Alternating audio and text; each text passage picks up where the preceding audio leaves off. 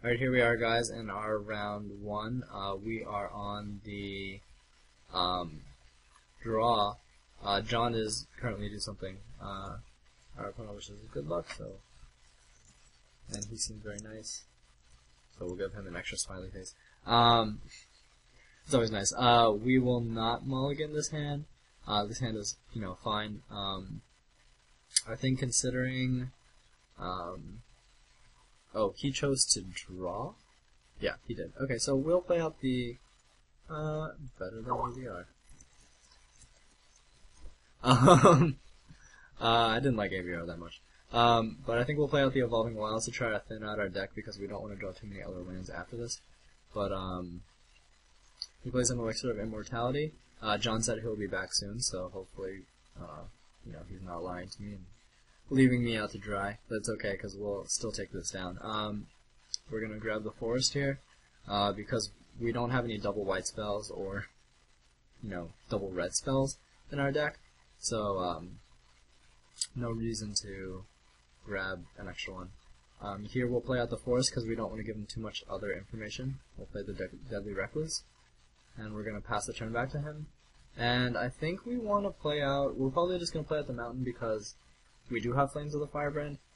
And there we have Double Goblin. We're just going to lead back our guy to block. Oh, no, we're not. We're going to swing in with the Yavis Force Mage. We're going to play the Mountain, definitely, though. We're going to play the Force Mage and swing in for 3 here.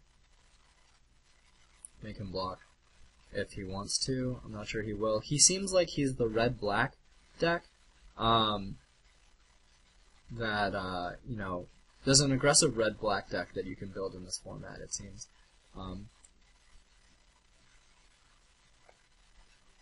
We'll see what else he plays. If he plays a guy with 2 toughness, I think we'll gladly, he played a Reckless Brute. Swinging in for 3, I suppose. I'm not sure, if he plays another guy with, he has to attack, so we'll take the 3, that's okay with us. And we'll just swing back for 3. We're not really in any worry here about, we're not going to show him that we're playing white yet. I don't think we're in any hurry here to Flames of the Firebrand, anything that he has. We want him to play out another guy. If he trades with the Goblin for one of our guys, we're okay with that as well. He's not going to trade, he's going to save damage. But, I think we're fine here. If he plays another X1, then we can really just try to do as much damage as possible. But, we're okay doing that. If he plays an X2, we will be able to get as much value out of Flames of the Firebrand as possible.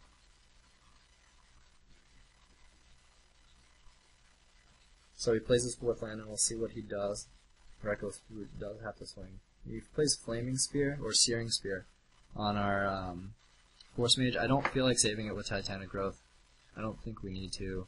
I'd rather save that for sometime in the future. Here, we don't need to play out the Plains, I think, because we don't want to show him that we're playing white quite yet. If he wants to Searing Spear our Force Mage, that's perfectly fine with me. Here, I think we might actually Titanic Growth our Deadly Recluse.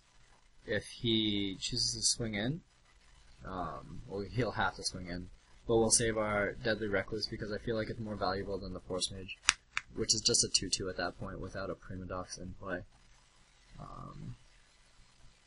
Let's see what this is. He plays Servant, so we're actually not going to play another X1. Oh, this is glorious. So we're gonna 3-for-1 him with Flames. This is exactly why I didn't use it before. Because the black-red deck really plays a lot of X1s and X2s, because that's just the creatures that black-red tends to have.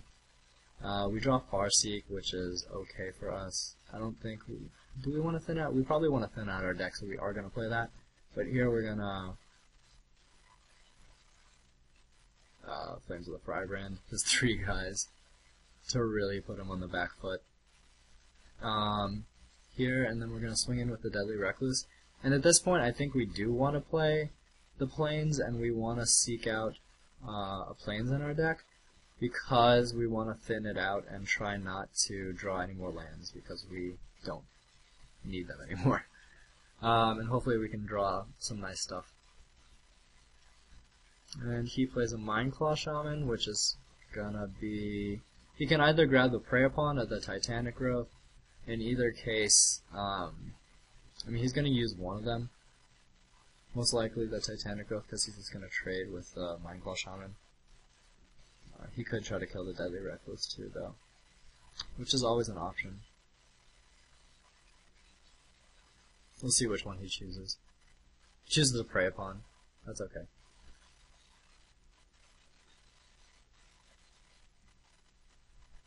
We draw the Rancor a turn too late. That's okay. It's fine. That really does suck, though.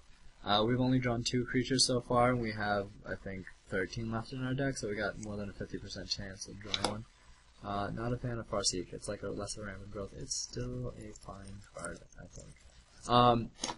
Farseek is definitely a playable card in this set. There's no reason to think that it's not. Here... Yeah, I mean, like, it's definitely worse than Rampant Growth. There's no doubt about that. Yeah. Yeah, it's definitely worse than Rampant Growth, but it's definitely still playable. And we draw Oblivion Ring, which is not great for us, but we will continue chugging on. The good thing is that we're not, once we do draw a creature, it'll probably be a pretty beastly thing.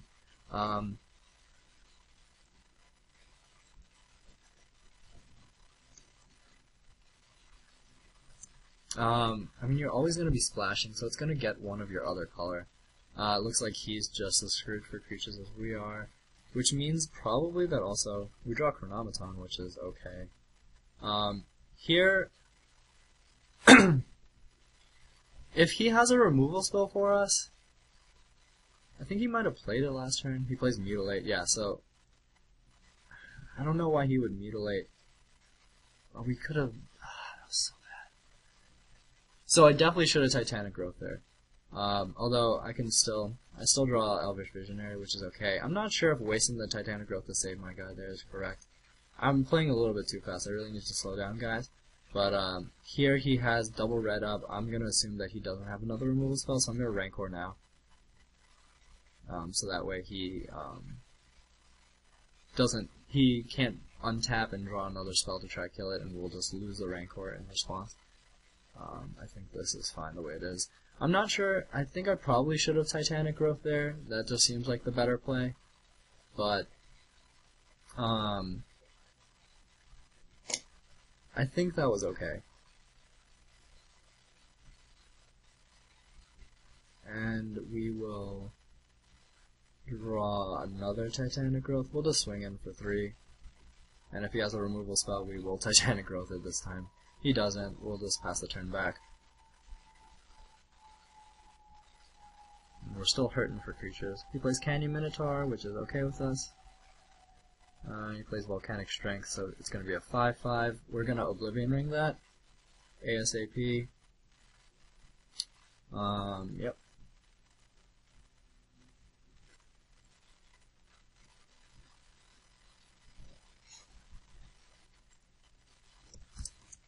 And then we're going to swing in for 3.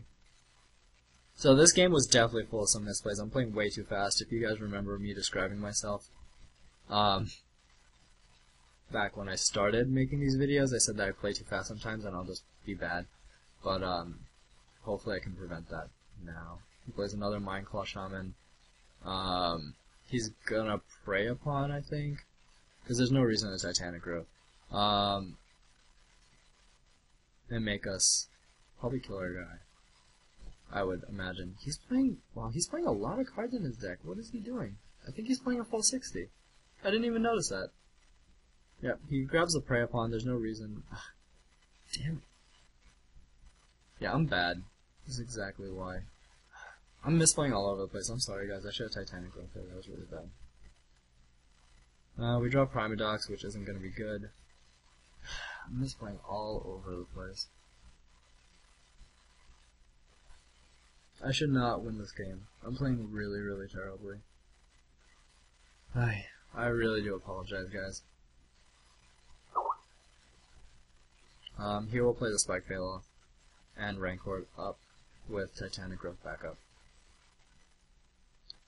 We have double Titanic Growth, and both times I have not saved our guy with Titanic Growth.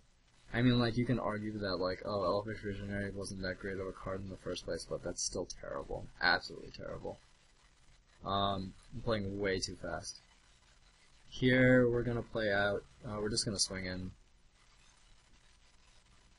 And we can start, like, a combo with Acidic Slime, just killing his land and Primodox, but I think, he's on a 3-turn clock right now, there's no reason to really push him. And we can also just Titanic Growth twice next turn to kill him. We'll see what this is. He plays a Zombie Goliath. And a Mark of the Vampire. So I think we will, to prevent him from lifelinking, we're going to Acidic Slime that enchantment. And then we're going to Titanic Growth our Spike Bailoff when he does block. I mean, he probably will. I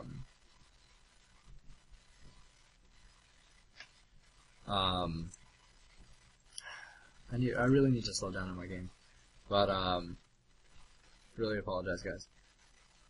But if he does block, we're gonna Titanic Growth here. There's no reason to Titanic Growth right now. We don't have enough mana to do both. So is John back?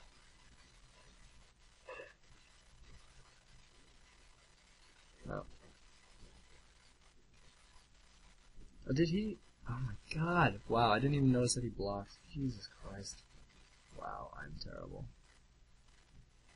In either case, let's just call a mulligan on this game, guys, and say that I'm bad, and that hopefully next game I'll be playing a lot better. I really do apologize. This is no excuse for this. Yeah, we're gonna Titanic Growth now. And win. Okay. That was absolutely horrible. I really do apologize. So I didn't play Titanic Growth about like 5 times in that game to save creatures, which is really bad. I'm playing way too fast, and I'm not gonna make excuses. I should just be playing better if I chose to draft. I should be playing a lot better, because in these sealed tournaments, I need to win in order to make it profitable, because you only get, the only thing that's worthwhile in these sealed drafts is the QP. So I basically paid 15 bucks to try to get a QP. His deck does not look that strong. I think the way we have our deck built right now is very solid. I don't want to take anything out, so we're gonna submit. Hi Andy, I'm back. Hi. I'm not sure if you heard any of the stuff that I went through just there. Let's just say I didn't play Titanic Growth about like 4 or 5 times and still won, but do you see this hand? I think we have to mulligan this hand. I agree. Let's not dwell in the past. Yes. We'll mulligan that, and I think this hand is capable. Although it is really slow. We're on the play, by the way, so he seems to choose to play last. But although this hand is really slow, it has a Primodox, which is nice if we draw like any of the cards that work well with it in our deck. Rancor is not one of them. But if we draw another land, we'll be able to play all the spells in our hand, so I'm okay with this. Plays Ravenous Rats. What do you want to discard here? We have to discard that 4-drop, for sure. I think it's the Bailoff. I think it's a Primodox, to be honest. Really? What's the Primodox going to do? I mean, the Bailoff doesn't do much. It plays offense really well, but it doesn't play defense at all. Although the Primodox doesn't do that either. I guess we're not in the... Yeah, okay, I can see that. We'll discard the Primodox. Whew.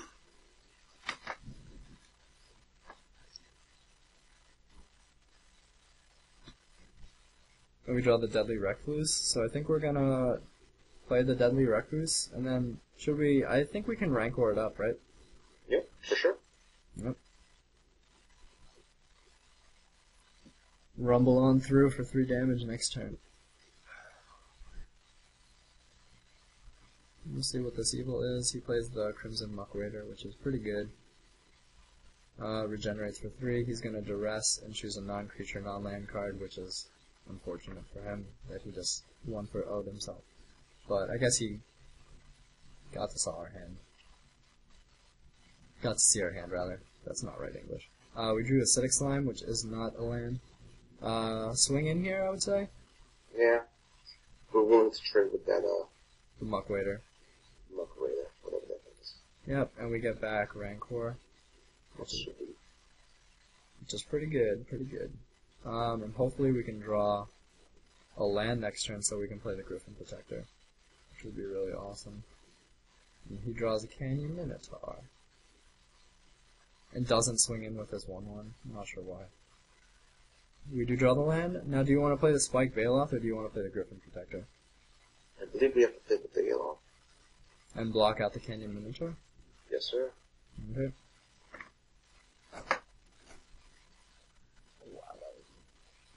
Okay. So he only has 3 cards in hand, and we're 3 cards in hand, so... Oh, he has Searing Spear, which I guess is okay for us. He's going to swing in. That's okay. I think here we want to play out... If we draw a land, Acidic Slime. Here, because it's mountain. Well, we could do the Griffin. What would that accomplish? We would take 3, go down to 13, and then next turn we would play the Acidic Slime. Or yeah, if I say we play the Slime. I think the Slime works well here. Because we want to trade with the Canyon Minotaur, and then eventually we can Griffin Protector. I'm gonna destroy his untapped mountain.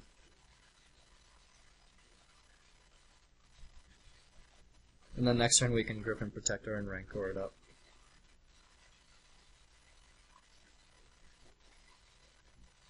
Play Zombie Goliath.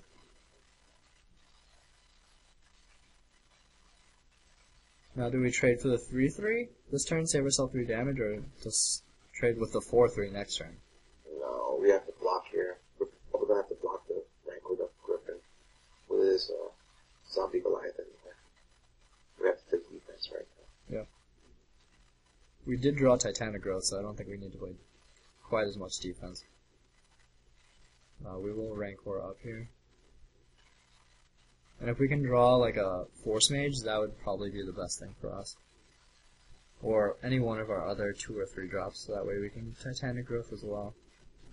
Plays the Reckless Brute. And Bloodthorn Vampire.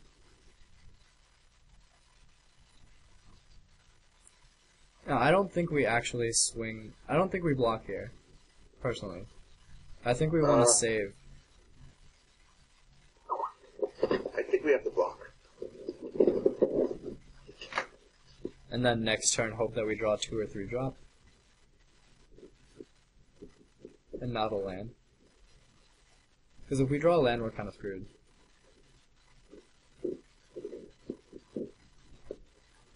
He has no cards in hand. The thing is, this turn we'll take 7, we'll go down to 9. Next turn he'll swing in with both again. We can Titanic Growth to save our guy, and then we'll take another 3. And go down to 6. And then our Griffin Protector can then block out his Reckless Brute or something like that. And then he would only have Bloodthorn Vampire and Ravenous Rats again. I actually don't like blocking here. John? Hello? Alright, John's going. John's not here, so I am not going to block because I think that's the right play. I am not a fan of relying on that. I think that Titanic Growth... Yep. So this is exactly why I didn't want to. So we're going to Oblivion Ring. And he's just going to sacrifice whatever we choose. Oh, no, he's not. So I thought that was pretty bad. But now we're going to block out the Reckless Brute and Titanic Growth our Griffin in order to save it. He plays out Dragon Hatchling, which is just a 1/1 flyer. He's going to swing in with the Brute. We'll block. And then Titanic Growth our guy to save it.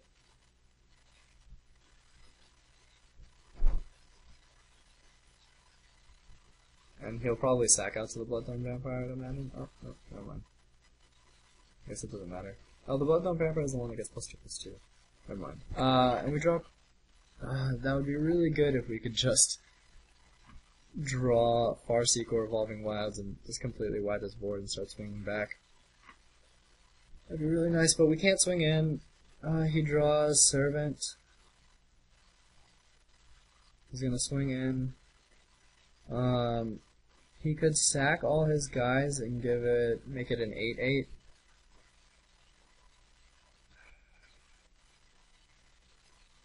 But then next turn we're gonna be taking a lot of damage with Servant and all that stuff. So I think we have to block here. Or he can sack out his guys. Let's see, if he sacks out 4, 6, 8. Next turn we can just block again. I think here we don't block. If he sacks out all his guys, he sacks out all his guys. And then it just makes it a lot easier on us. I agree. We shouldn't block.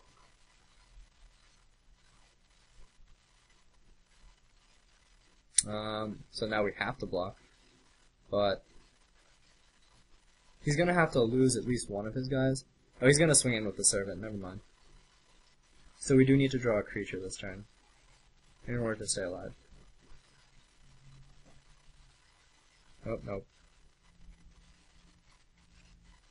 So he definitely should have only swung in with... He's going to sack out the Ravenous Rats to his guy. Yep. And trade. Oh, he is sacking all of his guys in order to save it? That does not seem right at all. Maybe he was worried about Titanic growth? He just wiped his board for no reason.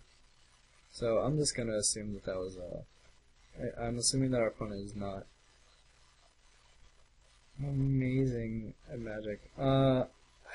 Actually, is there a point? Yeah, if he plays a guy, we want to be able to trade with Rancor.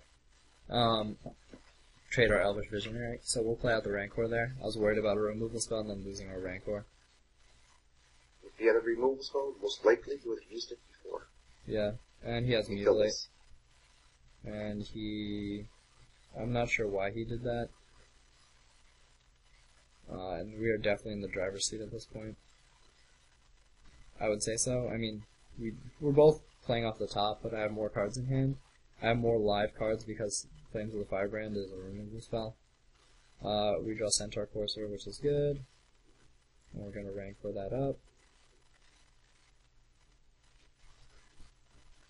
So we definitely got gifted there when he sacked out all his guys to the Bloodbound Vampire, but you know, what can you do? Here, I think we just swing in.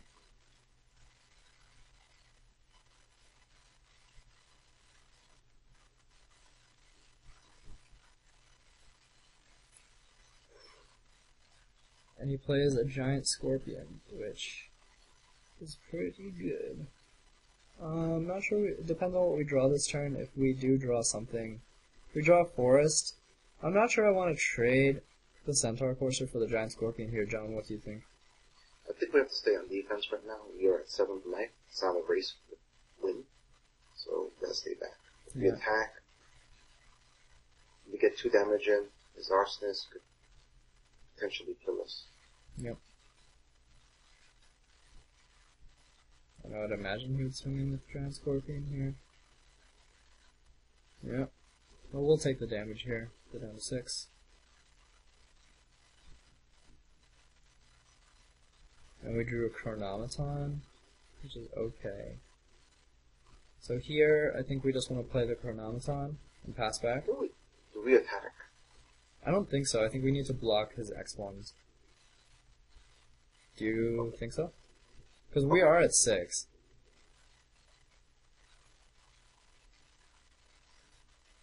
Seems fine.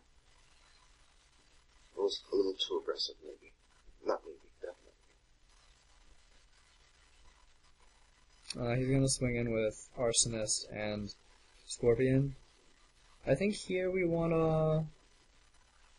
Well, are we willing to trade an Arsonist for our Chronometon?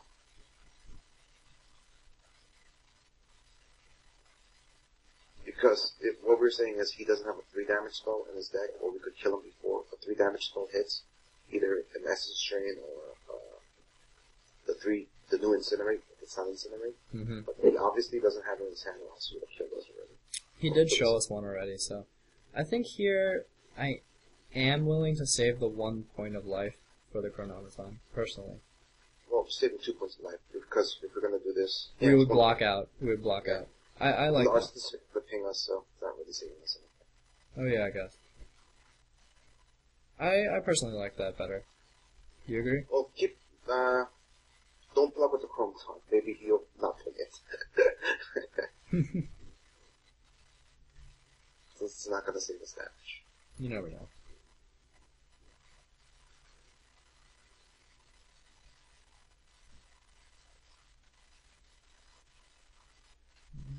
Nope, he did it to us. He saved the chronometon.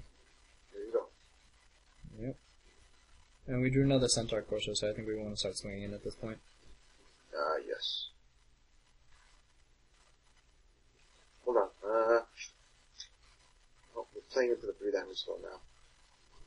I don't think we are. Because, well, if he doesn't block and attacks with everything, he could force the 1 point damage and kill us with that. I suppose. Native damage spell. I'm gonna make him have it. People were saying before, a couple of commenters were saying before that I play conservatively. I wouldn't say too conservatively, but definitely conservatively. Here we're just gonna... I'm not sure he's gonna swing. Doubt it, honestly. Yep. And we're just gonna grow the chronometon.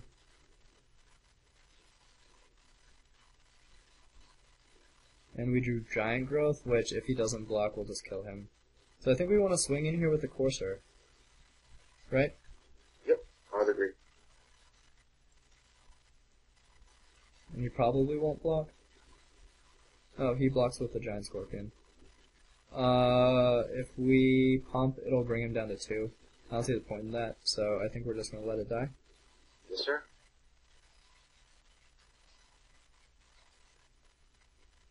And we will return Rancor and attach it to the other centaur courser, I think. I think it's a chronometon because there's a chance to go bigger. True. With a more trample damage. I think we kill him next turn. Probably. He duressed. So I'm just gonna... Well, he has a chance to take either one of these. Do you think we should Titanic Growth now, or...? Yeah, we should Titanic Growth. He can take the flames. It's not going to be relevant, I don't think. I think we'll...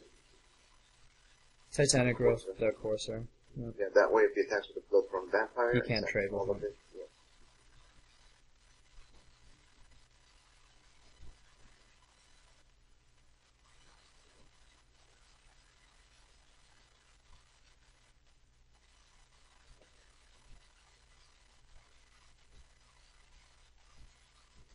We'll grow Chronometon again. And we drew Prey Upon. So, now we can swing in. I think with the Chronometon. Let's see. Pre-upon pre-combat on the Bloodthorn Vampire.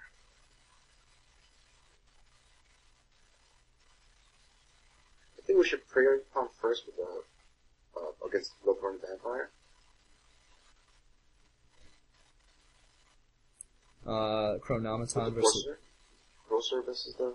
I actually think we want the Chronometon, because the way this works would be that if we Chronometon his Bloodthorn Vampire and he only sacks one guy, we can grow Chronometon by 1 and then make him 2 for 1. But then if he sacks out all of his guys, then we trade Chronometon and Prey Upon for his 3 guys and then replay Rancor onto Centaur Courser swing for 5.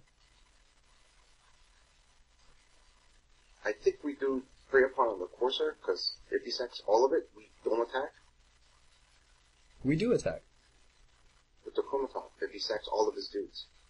But he won't sack, he'll only sack one of his guys to trade. Okay.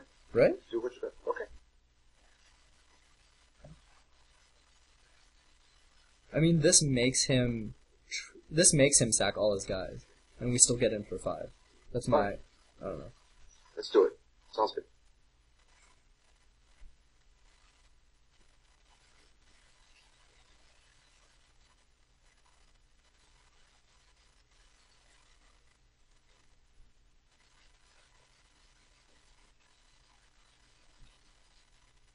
Yep. So now he loses all his guys.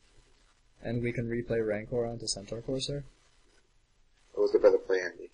What? Your play was the better play. Okay. And now we can swing in for 5. So I made up for my mistakes in game 1, I guess, with not Titanic growthing about a gajillion times. But there's no making up, unfortunately. Yeah, unfortunately. Let's see what this is. Krenko. Wow, he had that all game. Well, I guess not all game, but he had that. And we'll just swing in for game.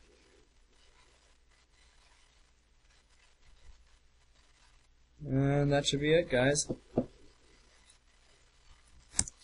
So that's round 1. We'll see you guys in round 2, and hopefully we can go 2-0 and try to take out this QP eventually. So I'll see you guys in round 2. Tell me if you guys saw any play mistakes. I know there was a ton in game 1. Please don't comment on those. But we'll see you guys in round 2. Bye.